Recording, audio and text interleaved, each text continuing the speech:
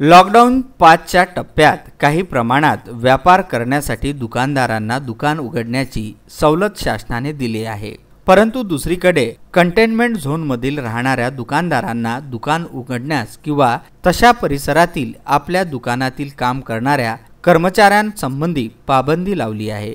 अशाच परिसरात म्हणजे अमरावती शहरातील एका दुकानदाराने ऑटो रिपेअरिंगचे काम करण्यासाठी आपले दुकान उघडले आणि दुकानातील कारागीर हे काम करीत होते। हे दृश्य रस्त्यावरील चालत असलेल्या नागरिकांनी पाहिले व परिसरातील काही लोकांनी त्या दुकानदाराबद्दल महानगरपालिकेत कंप्लेंट केली।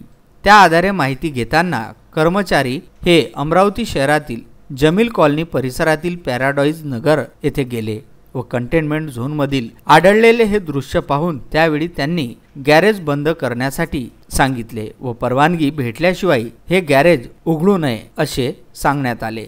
अशा झोनमधील राहणारे कर्मचारी यांनाही कामावर जाण्यास मनाई केली आहे। Bureau report, Vidarbha news.